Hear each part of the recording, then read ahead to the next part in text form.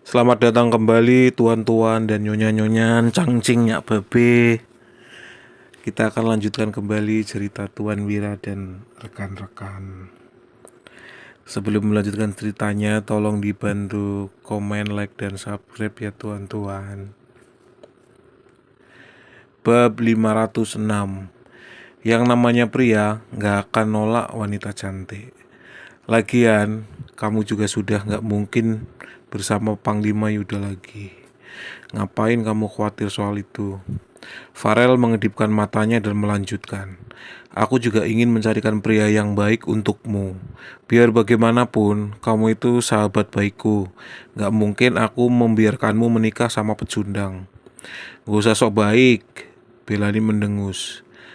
Aku tahu kamu mau merusak hubungannya dengan Panglima Yuda supaya mereka nggak beraliansi, lalu merusak rencana keluarga Barus. Wah, cantik, kamu makin pintar. Farel menekan dagu Belani, lalu mengecup bibirnya dan berkata, aku jadi nggak rela memberikanmu pada pria lain.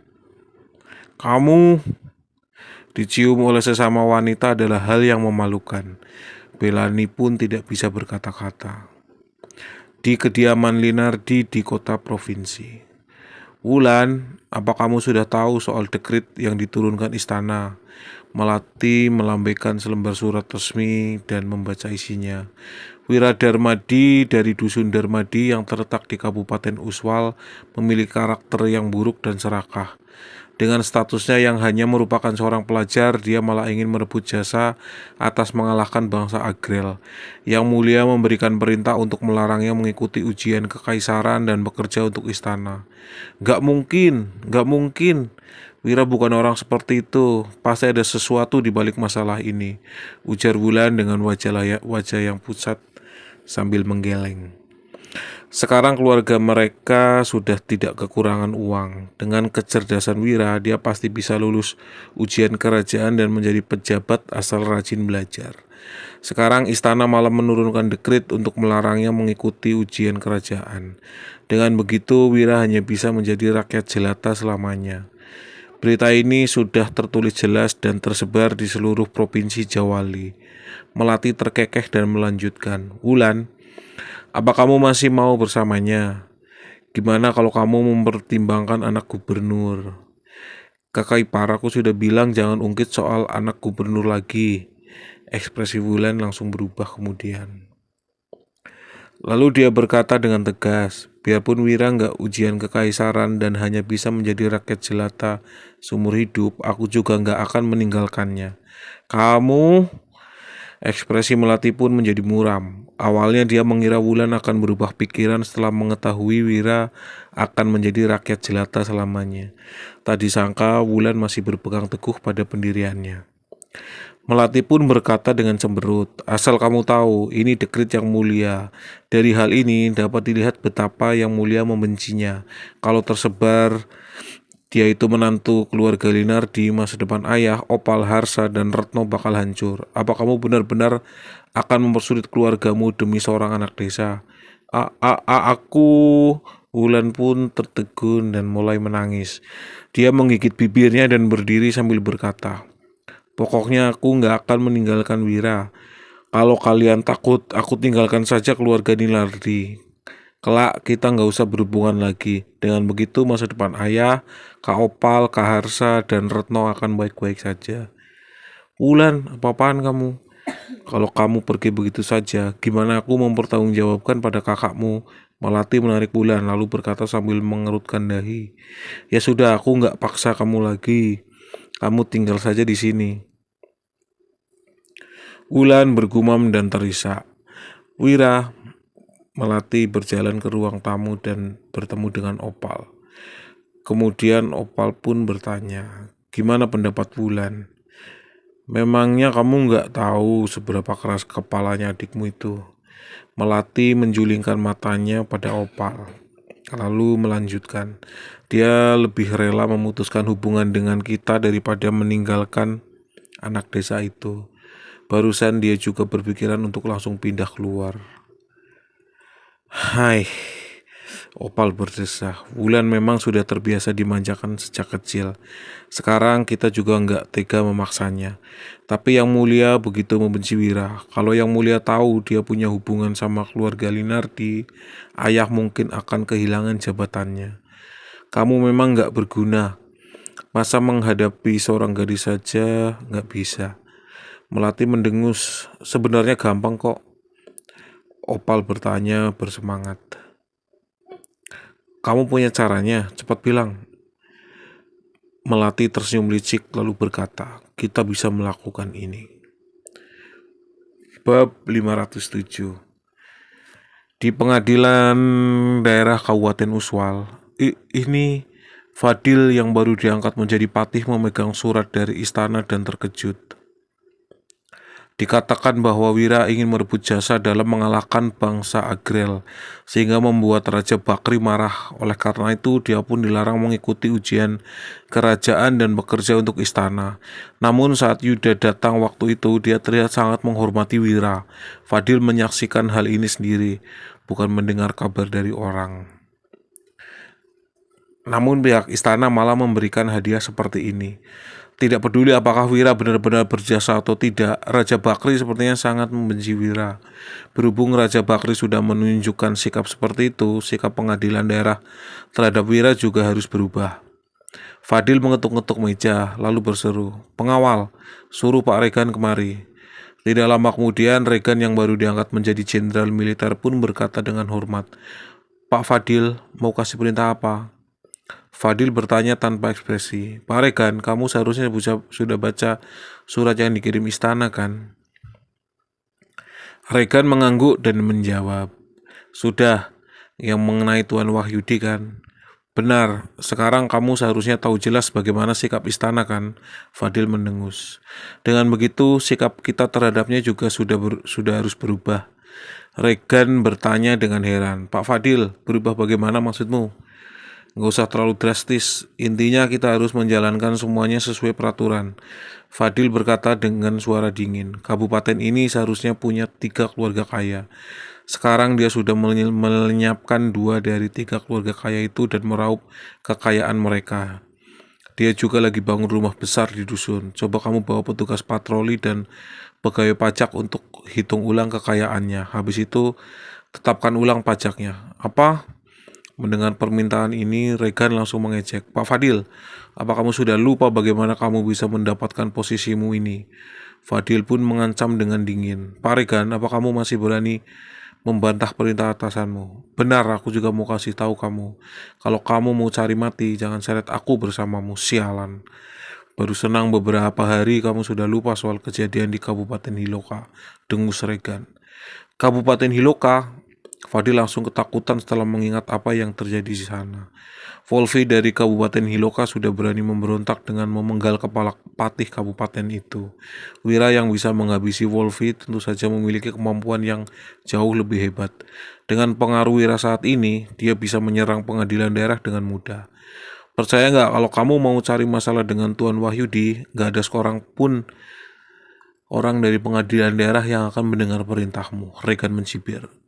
"Coba pikir yang baik. Yang Mulia begitu membenci Tuan Wira, tapi kenapa Yang Mulia hanya melarangnya mengikuti ujian kerajaan dan bukan langsung memenggalnya?" Fadil langsung ketakutan. Itu berarti ada yang membela Wira di istana, sehingga Raja Bakir juga harus waspada. Regan tersenyum sinis dan berkata, "Walau kamu berani menyentuh Tuan Wahyudi, aku jamin kamu bukan hanya akan kehilangan posisimu dalam waktu 3 bulan. Kamu juga mungkin akan langsung diturunkan menjadi rakyat jelata dan bahkan dipenggal." "Bruk!" Fadil jatuh tertunduk di lantai, lalu berkata dengan tubuh gemetar, "Pak Regan, aku sudah menyadari kesalahanku. Kamu harus merahasiakan hal ini. Jangan beritahu Tuan Wahyudi ya." Regan menjulingkan matanya, lalu mencibir dalam hati, "Memangnya kamu siapa? Kamu kira aku akan menyimpan rahasia dari Tuan Wahyudi demi kamu? Dasar nggak tahu diri." Tidak lama kemudian, berita mengenai dekrit Raja Bakri sudah sampai di dusun Darmadi. Sekelompok anggota inti yang bekerja untuk Wira pun merasa sangat frustasi setelah membaca surat itu. Bab 508. "Apa Raja sudah gila? Kak Wira sudah berjasa besar. tapi bukannya mendapat penghargaan dan malah dihukum. Kalau dilarang ikut ujian kerajaan dan bekerja untuk istana, itu setara dengan menghancurkan masa depan Kak Wira. Raja benar-benar gak masuk akal. Dulu Panglima Dirga dibunuh, padahal sudah berjasa pada kerajaan. Sekarang giliran Kak Wira yang dihukum setelah berjasa besar. Raja dan para pejabat di istana benar-benar bodoh. Kalau enggak, mana mungkin kerajaan Nuala bisa ditindas bangsa Agrel. Sekelompok orang berdiskusi dengan marah. Sudahlah, Wira berkata dengan suara berat, "Jangan ngomong begitu di luar sana. Kalau enggak, kalian bakal dihukum mati." Semua orang pun menunduk. Mereka tahu apa konsekuensi dari mengatakan hal seperti itu. Dulu jangankan mengkritik raja, mereka bahkan tidak berani mengkritik seorang patih. Namun setelah mengalami banyak hal bersama Wira, ada banyak orang yang sudah mulai bernyali. "Kak Wira, kami merasa kamu diperlakukan dengan sangat nggak adil. Raja benar-benar bersalah padamu. Bahkan Danu yang selama ini sangat pendiam juga tidak bisa menahan diri." Dia terlihat sangat kesal. Makanya, kalau bukan karena Kak Wira, bangsa Agrel pasti sudah mendapatkan provinsi Jawali. Lestari berkata dengan cemberut, "Kak Wira, Raja bukan hanya nggak kasih kamu penghargaan, tapi malah melarangmu mengikuti ujian kerajaan. Bukannya ini sangat keterlaluan?" Suryadi juga berkata dengan kesal, "Wira, aku nggak bisa terima." Bagi Suryadi, Wira sangatlah pintar. Kelak Wira pasti bisa menjadi pejabat besar dan memuliakan leluhur. Gavin yang biasanya sangat ramah juga mengeluh, "Tuan Wira, aku juga nggak bisa terima. Raja memang begitu. Dulu bukannya nasib Panglima Dirga juga sama. Sekarang giliran Tuan Wahyudi yang mendapatkan perlakuan sama." Rudi, Teluwolu, David, dan mantan anggota pasukan Zirah Hitam juga mulai mendesak. "Tuan, wajar saja semua orang merasa marah. Tindakan raja ini memang sangat mengecewakan." Dian yang mengenakan gaun putih indah juga menggeleng. Tindakan Raja Bakri sudah membuat semua orang merasa jengkel dan tidak dapat mengendalikan amarah mereka. "Aku tahu kalian memikirkanku, tapi sesuai kehendakku kok," Wira berkata sambil tersenyum. "Kalian juga tahu aku gak suka bersujud di hadapan orang. Daripada harus bersujud pada yang mulia setiap hari, lebih baik aku tinggal di dusun Darmadi saja." Dalam kehidupan manusia yang namanya jasa, ketenaran, dan menguasai dunia itu gak penting. Yang paling penting itu bisa hidup sehat, gembira, dan panjang umur. Semua orang pun tanpa sadar mengangguk. Mereka hanyalah orang biasa yang tidak memiliki impian yang terlalu besar. Apa yang mereka inginkan hanyalah memiliki hidup yang tenang dan berkecukupan. "Ya sudah, mulai sekarang jangan bahas ini lagi. Ayo kita bahas yang lain saja." Wira mengubah topik pembicaraan dengan bertanya, "Gavin, gimana persiapan barang untuk tahun baru? Hanya tersisa seminggu sebelum tahun baru, jadi semua penduduk dusun sudah mempersiapkan segala sesuatu untuk menyambut tahun baru." Gavin segera menjawab, "Tuan, aku sudah melakukan semuanya sesuai permintaanmu. Setiap orang yang bekerja untuk kita akan dapat masing-masing 5 kg daging sapi dan daging ikan, 1 kg daging kambing, 15 kilo biji-bijian, dan 10 meter kain. Oke, cepat bagikan ke semua orang barang-barang itu supaya semua orang bisa melewati tahun baru kali ini dengan gembira." Wira melambaikan tangannya sambil tersenyum, lalu menoleh sambil berkata, "Lestari, apa kamu sudah mempersiapkan bonus akhir tahun?" "Sudah dong. Setiap orang akan mendapatkan gaji bonus 2 bulan," ujar Lestari dengan cembetut. Dia merasa sangat tidak rela membagikan uang sebanyak itu. Beberapa hari lalu, Wira mengatakan hendak membagi bonus akhir tahun. Setelah mengetahui apa maksudnya, Lestari pun membantah. Namun, Wira tetap bersikeras membagikan uang sebanyak gaji dan bonus 2 bulan. Lestari benar-benar tidak mengerti kenapa Wira begitu tidak memperdulikan soal uang dan bersikap begitu baik kepada para pekerjanya. Setelah menerima semua yang dipersiapkan Wira, ada banyak orang yang langsung berlinang air mata di desa. Setiap ada hari besar, para pekerja biasanya harinya memberikan barang kepada bos mereka. Namun Wira bukan hanya memberikan mereka barang-barang keperluan untuk tahun baru, tapi juga bonus akhir tahun. Bahkan orang tua mereka juga tidak pernah memberikan mereka barang sebanyak ini. Kalau begitu, cepat bagikan uang itu kepada semua orang. Setelah itu, Wira bertanya kepada David, Paman David, gimana masalah pernikahan Paman Teluwolu dan Paman Rudi?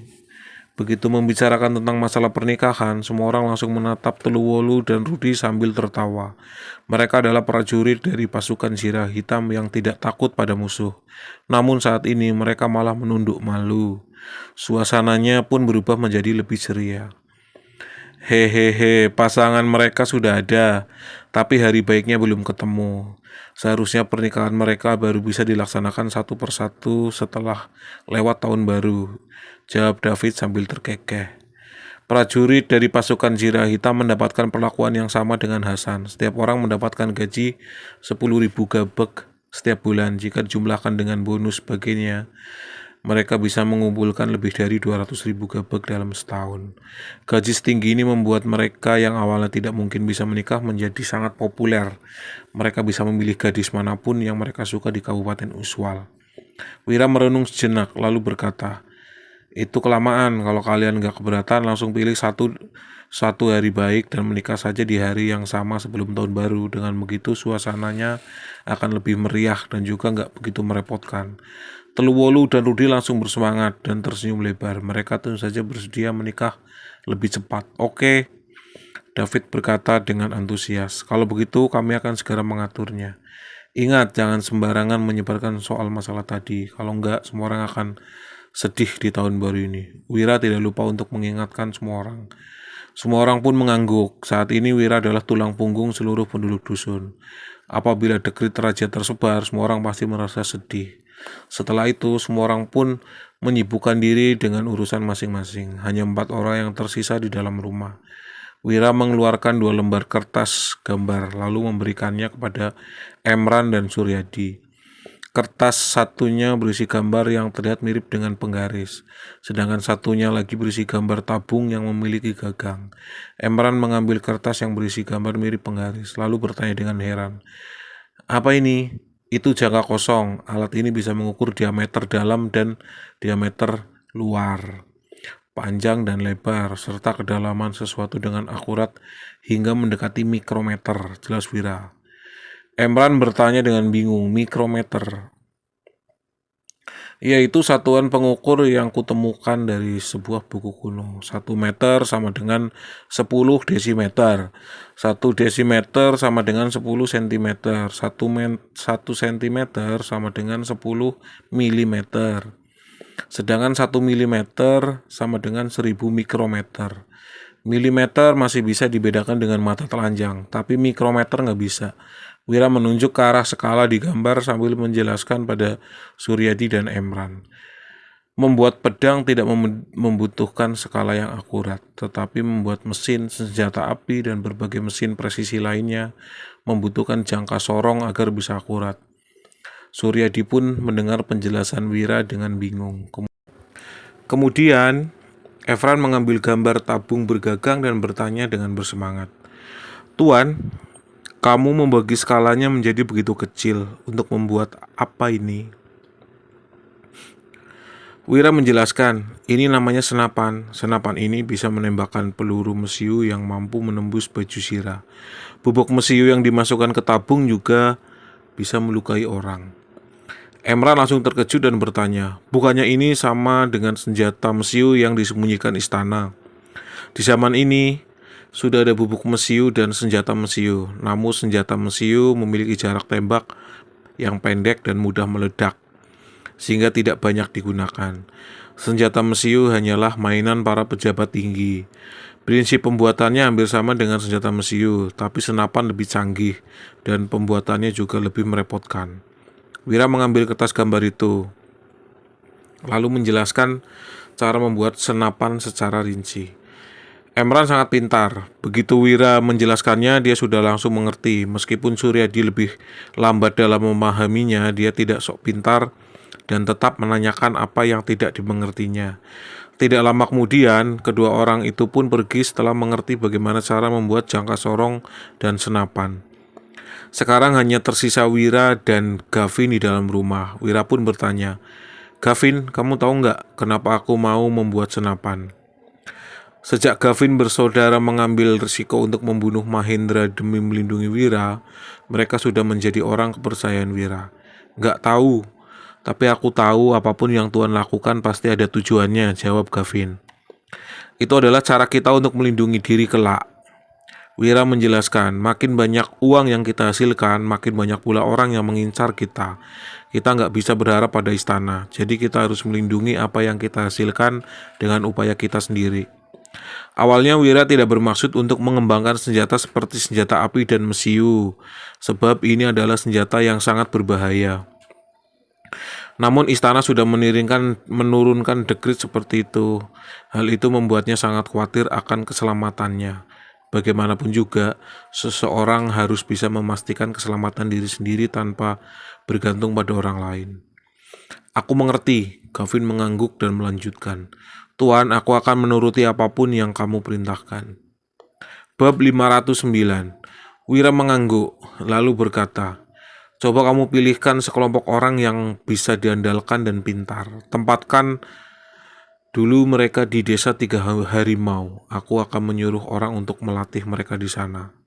Gak boleh ada orang lain yang mengetahui hal ini ya. Oke, Gavin mengiyakannya, lalu segera pergi.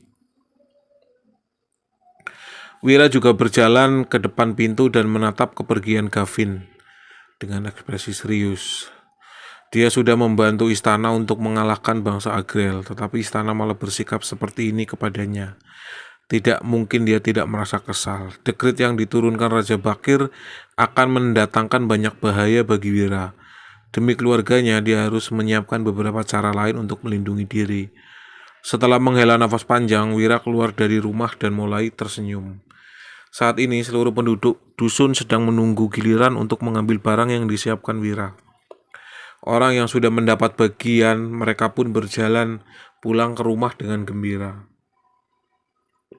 Saat melewati tahun baru sebelumnya, mereka belum tentu bisa makan kenyang. Namun tahun ini mereka memiliki banyak daging dan uang. Kehidupan mereka benar-benar sudah berubah menjadi sangat baik. Halo Kak Wira. Kak Wira, permen ini untukmu. Wira, Nona Dian sudah tinggal di sini begitu lama. Kapan kamu akan menikahinya? Setelah melihat Wira, semua orang pun menyapanya. Anak-anak memberinya permen, sedangkan ibu-ibu malah menggodanya. Melihat para penduduk desa yang bergembira, Wira pun tersenyum untuk menanggapi mereka. Seluruh kegundahan hatinya juga sirna. Ini adalah hidup yang disukainya. Melewati hidup yang baik dan membantu para penduduk dusun untuk mendapatkan kehidupan yang lebih baik. Meskipun mereka tidak kaya, setidaknya mereka sudah hidup berkecukupan, memberikan manfaat kepada masyarakat ketika mampu dan berpegang pada prinsip saat kesulitan. Itu merupakan pemikiran mendasar keturunan bangsa Atrana yang telah mendapatkan pendidikan tradisional. Setelah berjalan-jalan di dusun dan melihat semua orang yang bergembira, suasana hati Wira juga menjadi semakin baik. Tiba-tiba terdengar teriakan seseorang. Kak Wira, Sony, Dodi, Fadi, dan yang lainnya sudah kembali.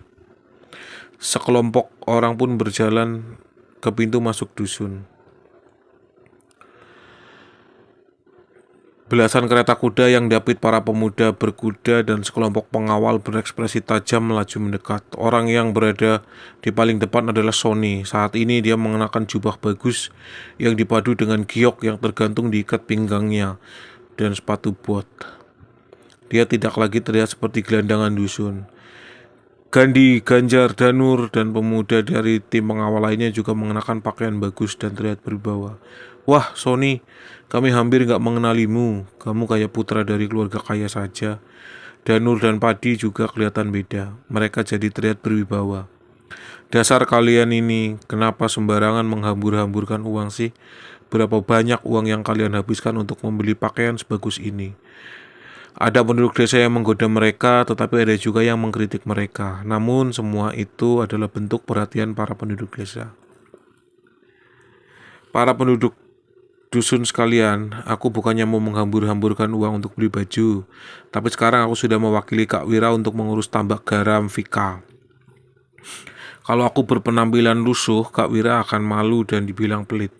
jawab Sony sambil terkekeh.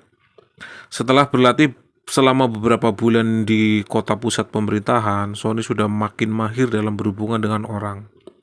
Dia berlari ke hadapan Wira lalu berkata, "Kak Wira, aku sudah pulang. Kamu sudah bekerja keras." Wira menepuk-nepuk bahu Sony, lalu menatap ke arah sekelompok orang itu sambil bertanya, "Mana Paman Hasan?"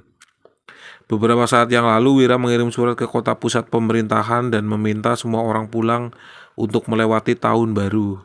Dodi sudah pergi ke ibu kota. Jika Hasan tidak pulang, Hani pasti sedih. "Kita nggak bisa bawa pulang sebagian koin perunggu dan uang perak. Paman Hasan nggak tenang kalau uang-uang itu ditinggal di sana, jadi dia nggak ikut pulang. Kak Wira, Tuan Putro juga mengirimkan pesan untukmu," bisik Sony.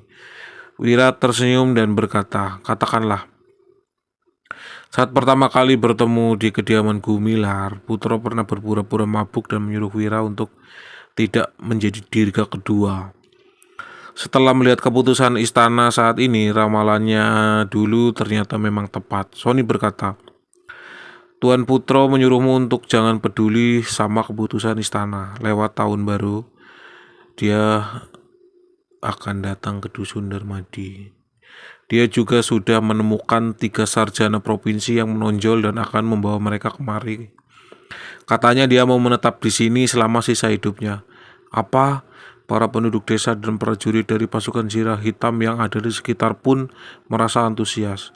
Putro akan datang dengan membawa 3 sarjana provinsi untuk menetap di Dusun Darmadi. Jika begitu, kelak Putro sudah bisa mengajari anak-anak mereka. Anak dari keluarga miskin biasanya tidak mampu bersekolah. Sekarang mereka malah bisa diajari Putro. Ini adalah hal yang sangat luar biasa. Dalam sekejap semua orang menatap Wira dan sangat ingin berlutut untuk berterima kasih kepadanya. Meskipun sebagian besar orang terlihat antusias, ada juga orang yang terlihat gelisah. Saat ini wajah Agus dan Bayu pun memucat. Dengan memberi pelajaran kepada penduduk dusun dan mengajari anak-anak mengenal tulisan, mereka sudah kembali dihormati di dusun ini. Sekarang Putro malah hendak datang dan membawa 3 sarjana provinsi. Pekerjaan mereka pasti akan direbut. Meskipun Agus merasa dirinya sudah cukup pintar, dia juga tidak berani bersaing dengan Putro. "Bagus," Wira langsung menjadi bersemangat dan buru-buru memberi perintah.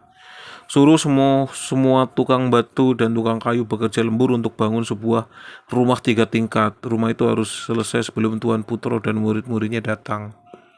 Dengan begitu mereka akan punya tempat tinggal yang baru dan bersih." Sebelumnya, Wira hanya sekedar berbasa-basi. Tak disangka Putro benar-benar akan datang membawa 3 muridnya. Begitu seorang pelajar menjadi sarjana provinsi, mereka akan menjadi orang berkedudukan tinggi dan berkuasa di suatu tempat. Sekarang istana sudah menghukumnya, tetapi mereka masih bersedia datang untuk mengajar di Dusun Darmadi. Ini semua pasti berkat Putro. Sekarang rumah besar berukuran 10 hektar sudah dihuni para prajurit dari pasukan Zirah Hitam dan prajurit tua yang sudah pensiun. Di sana semua orang sangat ribut. Para pelajar yang menyukai suasana tenang belum tentu bisa terbiasa tinggal di sana. Benar, Tuan Putro mau datang ke dusun kita, jadi kita harus membiarkannya tinggal di tempat yang baik. Ayo kita segera bangun rumah baru. Anakku lumayan pintar. Kalau diajari Tuan Putro, pasti kelak dia bisa mendapatkan gelar. Ayo mulai kerja. Para penduduk dusun langsung bersemangat. Mereka mendapatkan perintah dari Wira. Mereka semua pun pergi melakukan pekerjaan masing-masing. Di sisi lain, Agus dan Bayu hanya memperhatikan semua ini dengan ketakutan. "Pak Agus, Bayu, biarpun Tuan Putro datang membawa 3 sarjana provinsi, aku juga nggak akan memberhentikan kalian." Wira mengetahui kekhawatiran mereka, jadi dia berkata sambil tersenyum. "Bayu akan mengajar sekolah malam, dan Pak Agus bisa mengajarkan akuntansi. Aku juga akan menyuruh Tuan Putro untuk membimbing Pak Agus. Mungkin saja kamu masih punya harapan untuk jadi sarjana kabupaten atau sarjana provinsi." "Makasih Kak Wira." Agus langsung merasa gembira dan hampir berlutut di hadapan Wira. Di sisi lain, Bayu sama sekali tidak keberatan, asalkan dia tetap bekerja untuk Wira mendapatkan gaji 5.000 sampai 6.000 sebulan. dan makan daging setiap hari, dia sudah puas. Dia tahu dirinya tidak berkemampuan untuk mengikuti ujian kerajaan atau sejenisnya. Jadi dia tidak berani memikirkannya. Setelah itu ayah dan anak itu pun pergi dan dengan bersemangat. Malam itu para pekerja mulai meratakan tanah, sedangkan Wira bergadang untuk melukis sketsa villa. Saat ini dusun sudah mulai melakukan konstruksi secara besar-besaran. Ada 2 tim tukang yang akan bergantian bekerja secara bergiliran. Di sisi lain, Gavin, Gandhi, dan Ganjar akan pergi ke kabupaten sekitar setiap harinya. Sebelumnya berhubung bangsa Agrel menyerang, ada banyak pejabat di berbagai kabupaten yang memanfaatkan kesempatan untuk menaikkan pajak. Jadi orang-orang pun harus menjual putra dan putri mereka. Setiap hari mereka bertiga akan keluar, lalu membawa pulang puluhan orang dan menempati mereka di desa 3 harimau. Setelah itu Teluwolu dan Rudi akan diam-diam membawa bahan makanan ke sana. Semua ini dijalankan tanpa diketahui orang lain. Dalam sekejap, 7 hari pun berlalu. Acara pernikahan belasan prajurit tua dari pasukan Zirah Hitam juga sudah selesai diadakan. Di malam tahun baru, semua orang di dusun juga sangat bahagia. Kantin mereka sudah dipindahkan ke rumah besar. Di sana, para wanita memasak banyak makanan yang wanginya menyebar hingga ke seluruh dusun.